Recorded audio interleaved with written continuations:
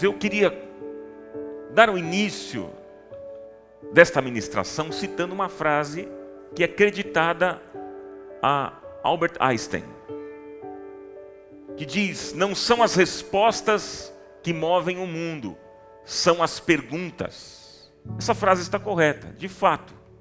Perguntas geralmente são mais importantes do que afirmações, irmãos. Nós vivemos um tempo onde cada um diz o que quer, cada um diz o que pensa, e quer fazer prevalecer as suas próprias ideias. Não é verdade? Quer fazer prevalecer as suas opiniões. Mas quero dizer para vocês, queridos, muitas vezes uma pergunta é o que nos fará enxergar novos caminhos. Um novo momento para a nossa vida, quem sabe?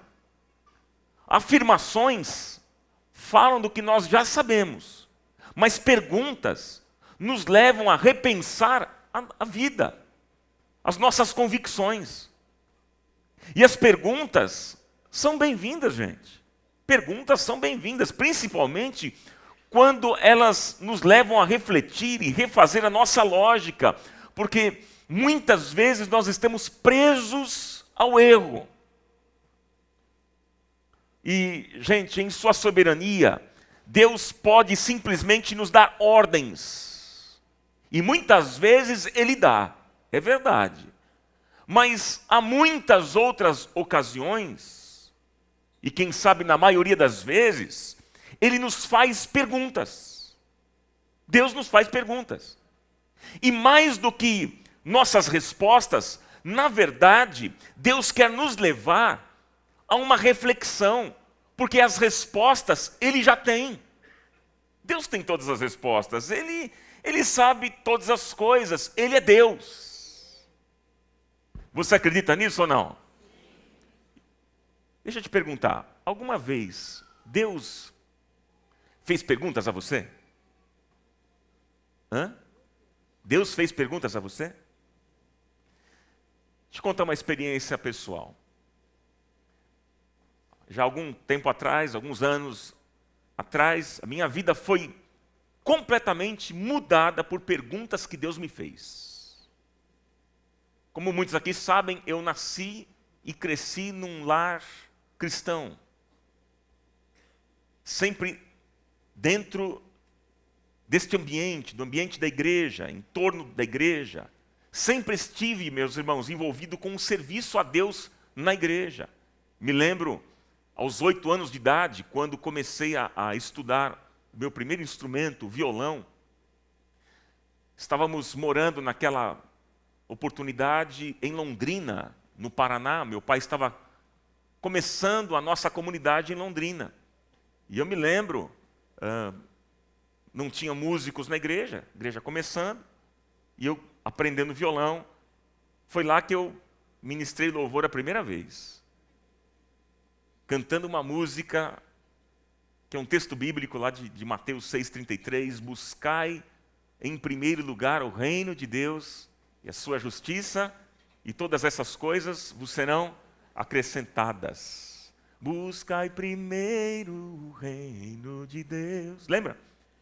E a sua justiça, todas estas coisas vos serão acrescentadas. Aleluia, aleluia. Muito legal. Foi a primeira música que eu aprendi a tocar. E eu lembro que eu toquei num domingo, somente aquela música, e no outro domingo precisava ministrar louvor. E qual era a música que eu ia cantar e tocar? Buscai primeiro o reino de Deus. Quem é crente aqui que conhece essa música? Deixa eu ver. Então cante. Serão acrescentadas. Aleluia, aleluia. Aí vinha o terceiro domingo. Qual era a música? Buscai primeiro. Depois eu aprendi uma segunda canção, e aí sim foi. E depois voltamos para São Paulo. E então, aos 14 anos, comecei a ministrar ao lado do pastor Ademar de Campos. Eu era o contrabaixista do Ademar, gente. Fiquei por 10 anos. Depois fui estudar no México, um curso de teologia e música. Foi muito legal aquele tempo. Voltei para o Brasil, aí veio uma outra canção. Eu te louvarei, te glorificarei, eu te louvarei, meu bom Jesus. Romanos 16, 19. Hoje o culto vai ser assim. Ô glória! Não é? Coisa boa. E assim foi minha vida. Envolvido sempre com a música, com o ministério de música. Gravei CDs na época. Continuo ainda sempre envolvido com gravações. Fazendo meu comercialzinho aqui, vocês podem depois acompanhar as minhas canções através das... Como é que chama? Das plataformas digitais. Vocês estão ligados. Aí vocês podem acompanhar no Spotify, Deezer, Google Play, enfim. Vocês podem ouvir as canções e acompanhar o trabalho de música. E assim foi minha vida, gente. Envolvido aqui na igreja, saindo, ministrando, viajando, gravando, sempre envolvido com o serviço a Deus, sempre. Mas chegou um momento da minha vida que eu entro numa crise. Quantos aqui já viveram uma crise? Deixa eu ver. É mesmo, gente? Pensei que era só comigo. Não? Você também? Tá bom. Então, eu entro numa crise pessoal, uma crise ministerial e precisando tomar decisões importantíssimas na minha vida. Até que então Deus falou comigo e Ele fez uma pergunta. Ronaldo, por que você duvida e foge do meu chamado na sua vida? Você não confia em mim? Mas sabe o que me chama a atenção, meus queridos irmãos? É que Deus sempre fala com a gente com amor. Ele não é aquele Deus tirano que vem com imposições e ameaças, mas é sempre num tom amoroso. Esse é o nosso Deus. Nós servimos a um Deus de amor, diga glória a Deus. E Deus naquele momento, meus irmãos, não estava apenas sugerindo a entrega dos meus planos e sonhos, Ele estava me fazendo pensar sobre que argumento eu tinha para negar alguma coisa a Ele. E aí naquele momento, envolvido pelo amor de Deus, completamente desarmado e com o meu coração aberto, eu cheguei à conclusão de que eu não poderia dizer outra coisa senão: Senhor, eis-me aqui. Senhor, eis aqui a minha vida. E aí, queridos, isso mudou a minha história, mudou os meus rumos, e hoje estou aqui pastoreando vocês, pastoreando a igreja, dedicando meus dons e talentos ao reino de Deus, tudo por causa de perguntas que me levaram a buscar a melhor resposta. Louvado seja o Senhor.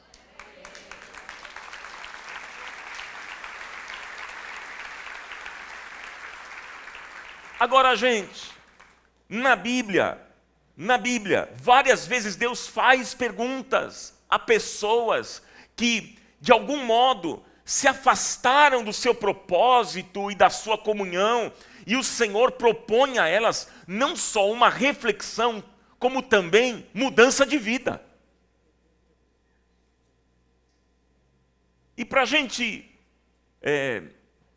começar esta série, eu quero ver com vocês nesta manhã dois episódios da Bíblia que nos ajudarão a olhar também para a nossa própria vida e a responder a Deus. Está preparado aí ou não? São dois episódios. O primeiro episódio está lá no início da Bíblia. Abra comigo Gênesis capítulo 3. O primeiro episódio é Adão e Eva. Adão e Eva.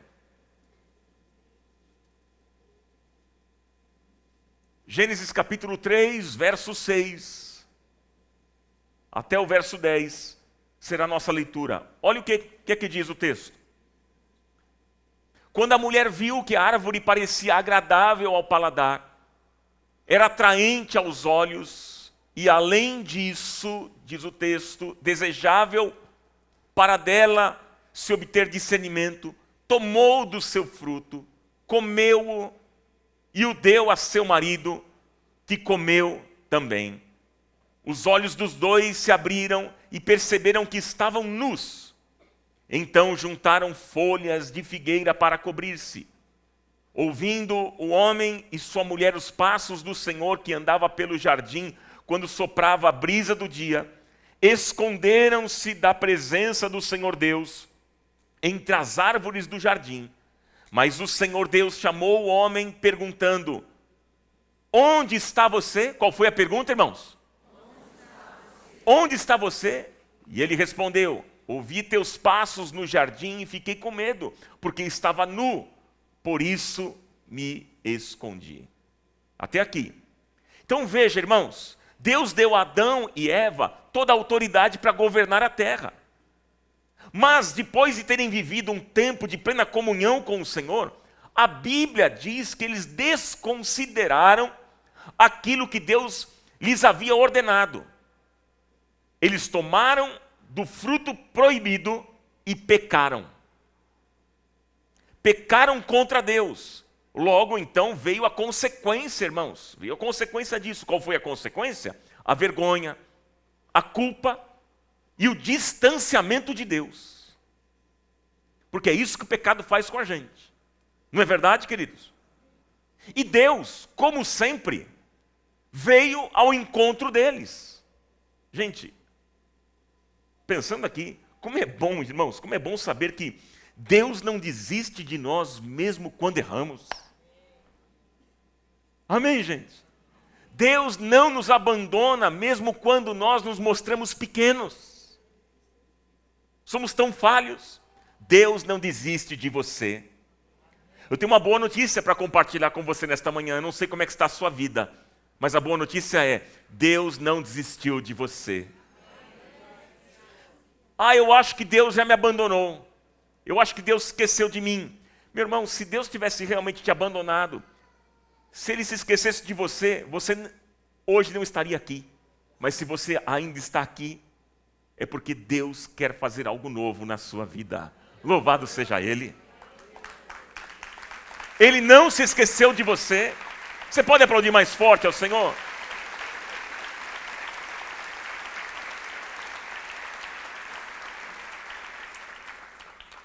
Então, gente, Deus pergunta: onde está você, Adão? Essa foi a pergunta. Onde está você, Adão?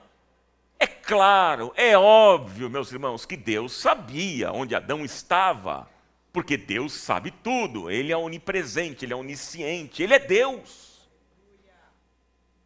Ele sabe todas as coisas.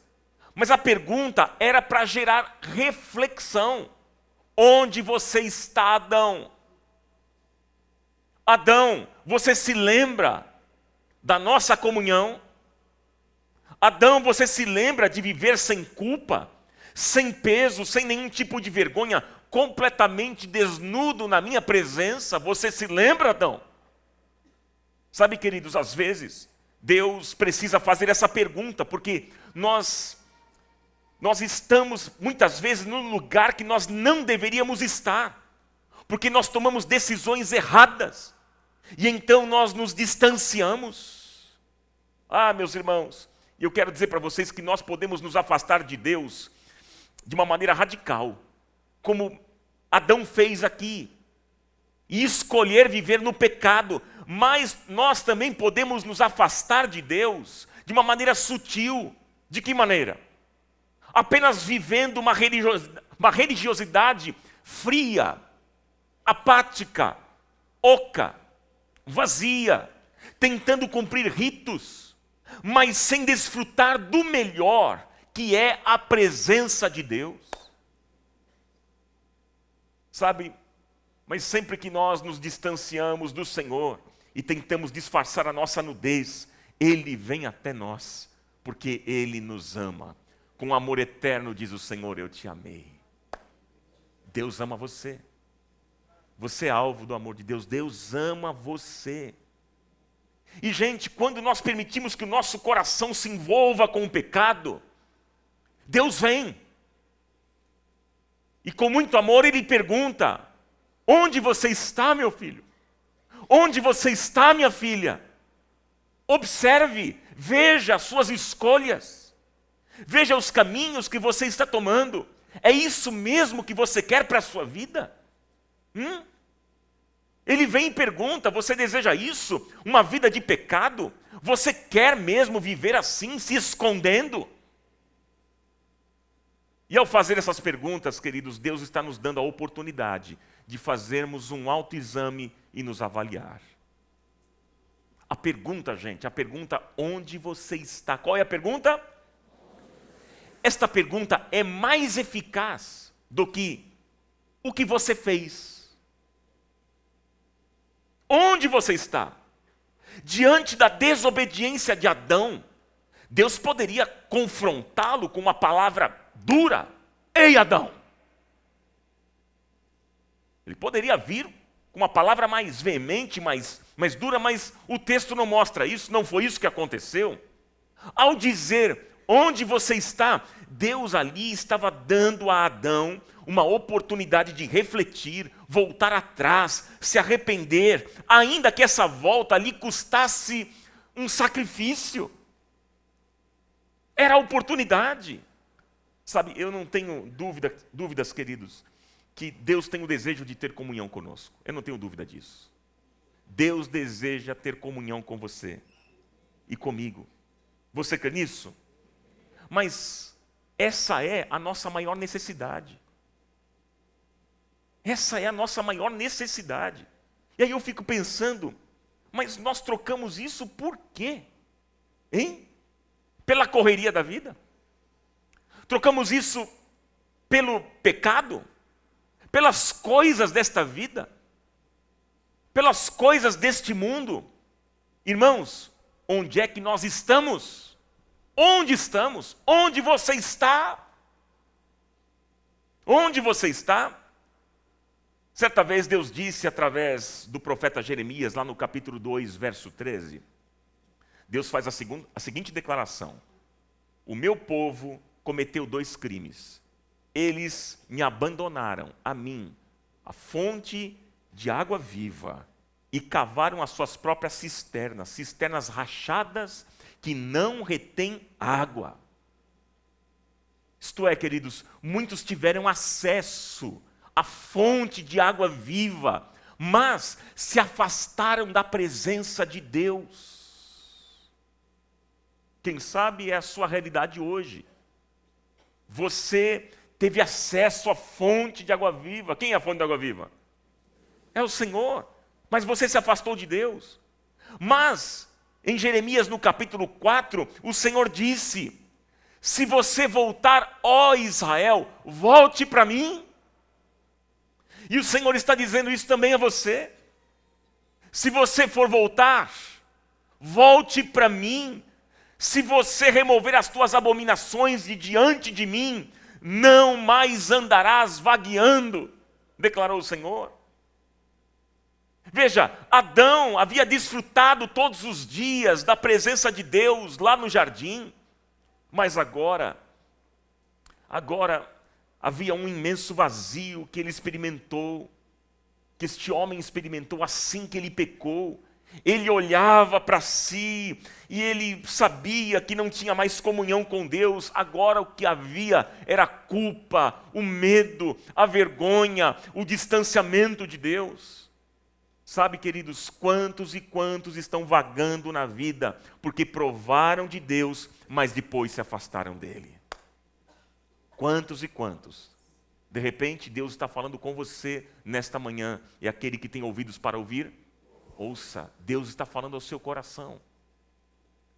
Você já provou de Deus, mas você está afastado. Eu não estou me referindo a estar aqui dentro, no prédio, aos domingos, porque às vezes você está aqui, mas está afastado de Deus.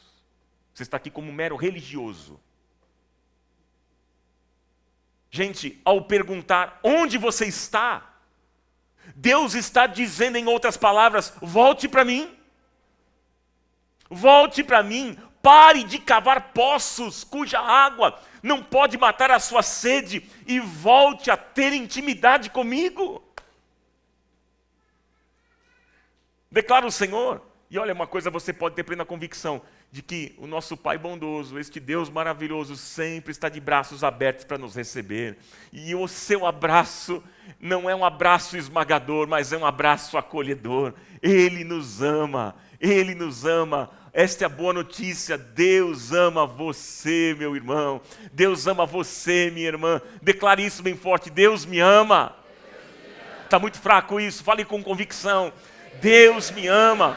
Olha, e é por isso que não vale a pena viver a vida em qualquer outro lugar, debaixo de qualquer outra influência que não seja a presença de Deus. Ele é a fonte da água viva. Glória a Deus. Portanto, a grande pergunta hoje, a grande pergunta para cada um de nós, neste domingo de ceia, é: onde está você?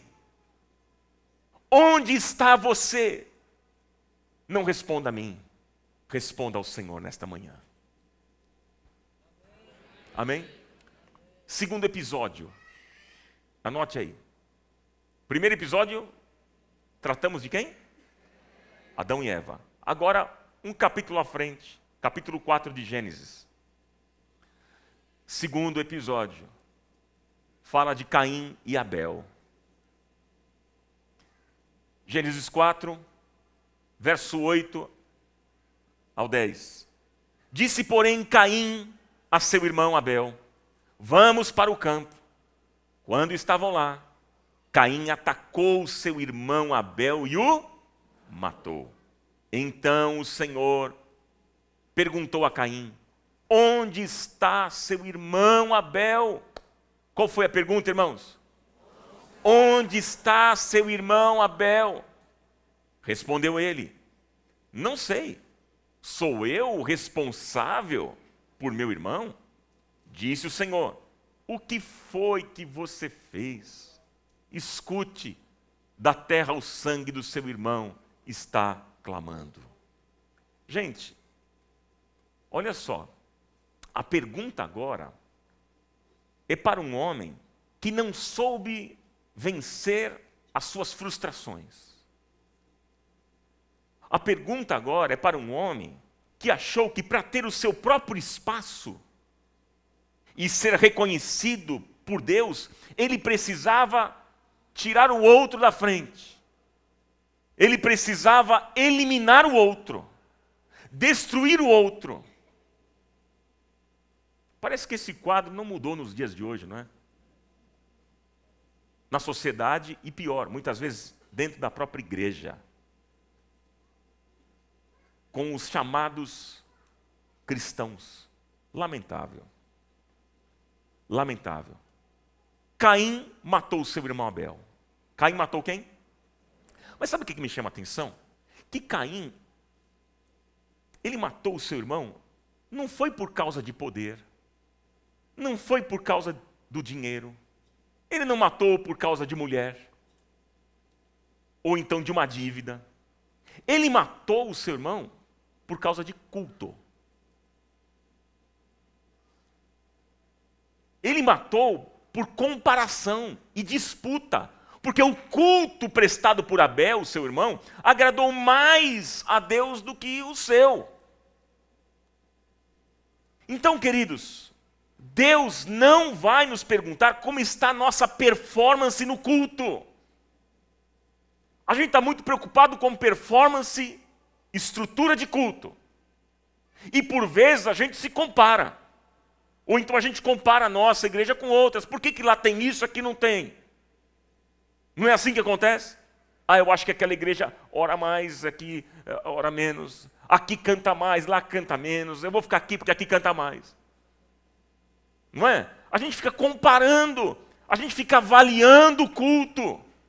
Como se o culto fosse para a gente. O culto é para quem, irmãos? É para o Senhor. Então a gente fica como espectadores sentados. Bom, o louvor hoje, nota 4. O pastor Fábio, nota 7. Deu uma melhoradinha. Pastor Ronaldo diminuiu. E a gente fica avaliando performance.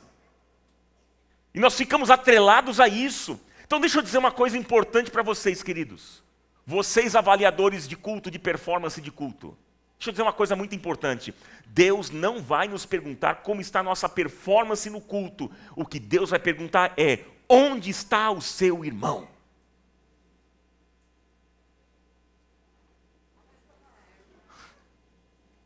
Qual é a pergunta? Porque é isso que Deus quer saber. É isso, gente. Caim fracassou numa tarefa importante da vida cristã, que é a convivência. Irmãos, nós não fomos feitos para viver isolados. E Caim aqui, frustrado porque ele não conseguia chamar a atenção de Deus como seu irmão, ele cometeu uma loucura. Ele matou o seu irmão. E aí então Deus perguntou: Caim, onde está o seu irmão? E esta pergunta é para mim e para você hoje, a mesma pergunta que o Senhor fez, cabe hoje a nós. Deus está perguntando mesmo aqui, agora, neste domingo: onde está o seu irmão, comunidade da graça? Onde está o seu irmão? Olha, irmãos, embora acredito eu que ninguém tenha matado aqui ninguém, literalmente, espero, né? Mas muitas vezes nós fazemos isso no coração, deixando para trás pessoas que a graça de Deus conectou a nós. É isso que nós fazemos. Olha, Deus sempre pensou a igreja como uma família de muitos filhos semelhantes a Jesus. Uma família de muitos filhos semelhantes a Jesus. Deus nunca pensou a igreja como uma instituição. Deus nunca pensou a igreja como um clube religioso, como meu pai costuma dizer aqui neste púlpito, e vocês já ouviram tantas vezes, onde pessoas se encontram para um programa e depois elas vão embora para viver cada um à sua própria maneira. Não, queridos.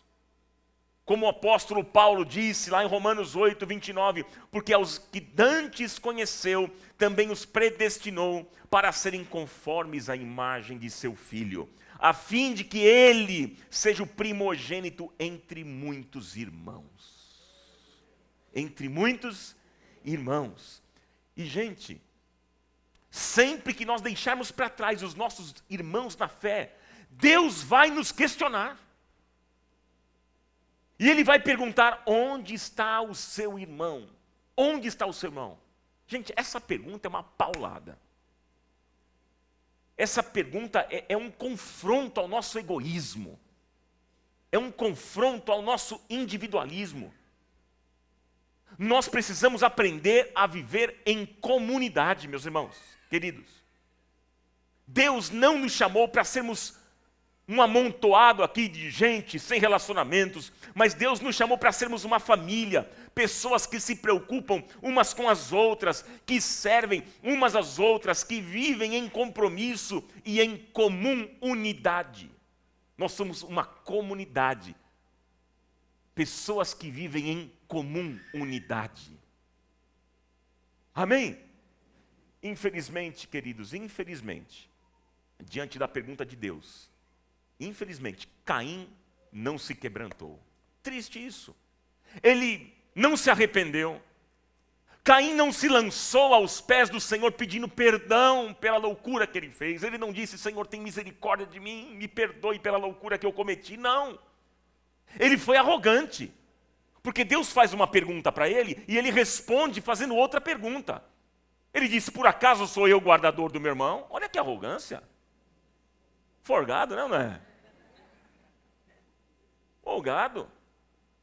Por isso que a Bíblia diz que Deus resiste a quem, irmãos? Soberbo. Mas Ele concede graça a quem? Aos humildes. O soberbo tem Deus contra ele. Deus abomina, Deus se afasta, Ele rejeita o soberbo. Mas Ele se aproxima do quebrantado, do humilde, do arrependido, do sincero. Deus se aproxima desse. Amém? E Ele diz: por acaso sou eu o guardador do meu irmão? Olha, gente, sempre que nós cuidamos apenas da nossa vida e não nos preocupamos com os outros, com o nosso próximo, isso é uma afronta a Deus, é uma afronta à bondade de Deus, queridos. Nós fomos feitos para viver em dependência uns dos outros. Nós somos responsáveis uns pelos outros. Sabia você disso? Eu pergunto para você nesta manhã, onde é que estão as pessoas que Deus lhe deu para cuidar? Onde é que estão as pessoas que Deus lhe deu para se relacionar? Elas estão com você? Não precisa responder para mim. Pense, apenas reflita. Porque, gente, é um absurdo a gente dizer que ama a Deus e não ama a nossa família de fé. Atualmente, como nós sabemos, muitos que se dizem cristãos, eles estão completamente desconectados da igreja. Isso é um absurdo, isso é incoerente, gente. É uma incoerência. Porque o amor de Deus por nós deve transbordar em amor pelos outros. Não existe vida cristã isolada. Você pode repetir isso comigo? Vamos lá.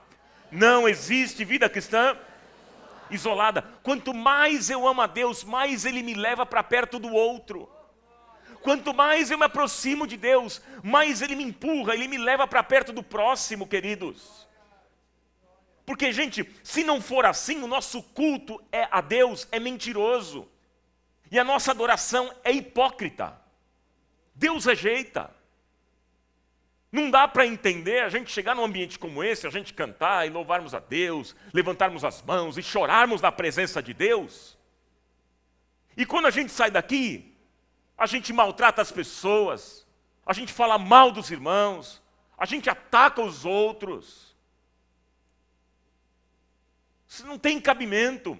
Esse culto prestado, então, que nós tivemos, não vale nada, gente. Não vale para nada. É um culto mentiroso, é uma adoração hipócrita. E que o Senhor nos livre da hipocrisia e da mentira. Que o Senhor tenha misericórdia de nós. 1 João, no capítulo 4, verso 19, o apóstolo João disse: nós amamos porque Ele nos amou primeiro. Se alguém afirmar, eu amo a Deus, mas odiar seu irmão, é mentiroso. Pois quem não ama seu irmão a quem vê, não pode amar a Deus a quem não vê. Deixa eu dizer uma outra coisa aqui. Olha, nós estamos vivendo hoje a era do cancelamento. Qual é a palavra da moda, irmãos? Cancelamento. É o que mais a gente ouve nesses dias. Fulano foi cancelado. Cancela o fulano. Nós estamos vivendo esta era. O que é isso? Para quem não sabe, gente, essa palavra que está na moda, é o seguinte: se você não for aquilo que os outros esperam que você seja, se você não falar aquilo que os outros esperam que você fale, as pessoas vão te excluir. Elas vão tirar você de um determinado grupo, elas vão te isolar. Você será cancelado. Você será? E nós não podemos cancelar ninguém. Quantos aqui são filhos de Deus, cristãos verdadeiros? Deixa eu ver. Essa palavra não deve estar no nosso vocabulário, meus irmãos. Não pode fazer parte do nosso vocabulário. Se existe algo que nós devemos cancelar na nossa vida, é o pecado. Isso sim. E não os nossos irmãos. Nós não podemos rejeitar as pessoas, culpar as pessoas, porque toda a culpa, gente, toda a culpa que estava sobre nós foi removida pela graça de Deus na cruz do Calvário. Então, para nós cristãos, cancelar alguém, cancelar o próximo não é uma opção. Rejeitar alguém não é uma opção, porque nós não fomos rejeitados por Deus, nós não fomos cancelados por Deus. Deus não olhou para você e disse assim: isso aí é um estorvo. É um aborto da natureza, cancelado. Deus agiu assim? Não, mas como eu disse, Deus é amor. E com amor eterno o Senhor nos amou. Com benignidade o Senhor nos atraiu. Eu e você jamais seremos cancelados por este Pai amoroso, louvado seja Ele. Jamais.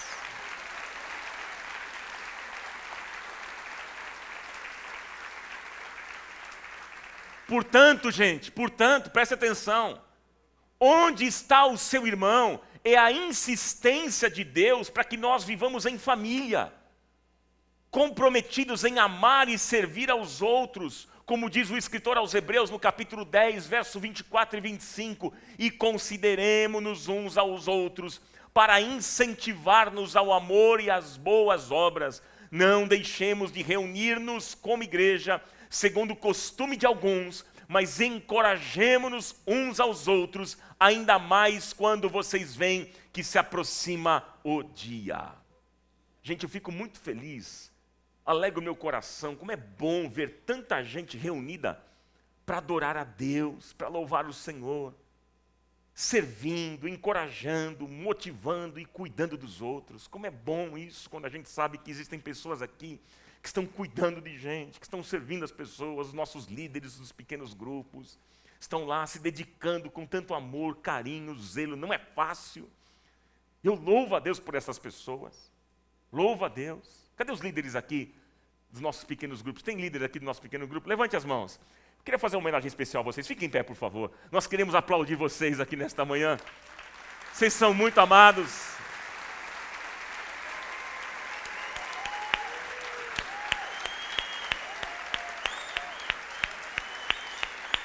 Essa turma merece aplauso, gente.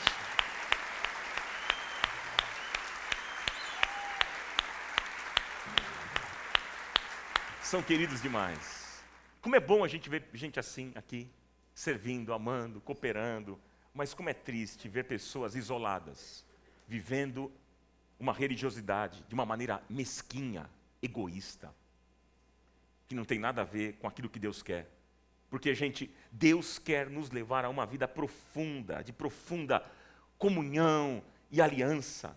Lembre-se de uma coisa importante, nós somos responsáveis uns pelos outros. Você é responsável, sim, por esta pessoa que está ao seu lado. E esta pessoa é responsável, sim, por você. Nós somos responsáveis uns pelos outros. Diga para o seu irmão, você é responsável por mim, eu sou responsável por você. Sabia disso?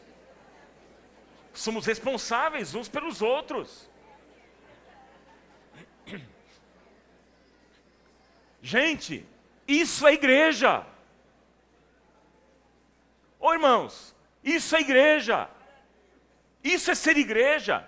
Isso é o melhor a se viver. Isso é o que Deus espera e quer de nós. Aleluia. Neste mundo que vivemos, um mundo individualista, cada um vive para si. Mas nós nos ajuntamos para viver a vida de Cristo, olhando para cima, sim, para o nosso Pai bondoso, misericordioso, amoroso, mas também olhando para o lado, para a nossa família de fé, para os nossos irmãos. Aleluia! Portanto, a grande pergunta é: onde está o seu irmão? Onde está o seu irmão? Responda ao Senhor. Qual é a primeira pergunta? Onde está? A primeira pergunta, lembra? Onde está você? Qual é a segunda pergunta? Eu quero concluir essa mensagem aqui e dizer para vocês sobre essas duas perguntas. Hoje Deus te faz a primeira pergunta: onde está você? Eu pergunto para você: você já teve um encontro com Cristo? Um encontro verdadeiro e real? Você já nasceu de novo? Você já teve uma experiência verdadeira, profunda com o Senhor? Você vive aos pés de Jesus? Hein? Como vai a sua vida de comunhão e intimidade com o Senhor? Você tem esta vida? Você é alguém que tem uma vida de oração e leitura da palavra? Como está a sua vida com Deus? Olha, meu irmão, minha irmã, não troque a presença de Deus pela correria diária. Não troque a presença de Deus pela religiosidade, muito menos pelo pecado. E o Senhor está dizendo, venha, filho meu. Venha, filha minha, eu estou de braços abertos para te receber, para te acolher, para te dar uma nova oportunidade, uma nova chance. Eu quero caminhar com você. Amém? Mas qual foi a segunda pergunta? Onde está o seu irmão? E eu pergunto para você, onde está a sua família de fé? Onde está a sua família de fé? Onde estão os teus amigos de aliança? Gente que você pode abrir o coração e compartilhar suas dores. Você é o tipo da pessoa que vive isolado, achando que glorifica a Deus dessa forma?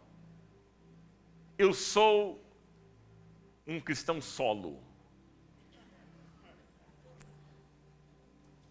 Eu não preciso de ninguém, não preciso de igreja, não preciso de pastor. Aliás, o Senhor é o meu pastor. Não preciso de ninguém. Você acha que agindo assim, o nome do Senhor está sendo glorificado? É isso mesmo que Deus espera, que Deus quer de você, de nós? Onde estão aqueles que você está cuidando? Onde estão aqueles que você está servindo em amor? Reflita.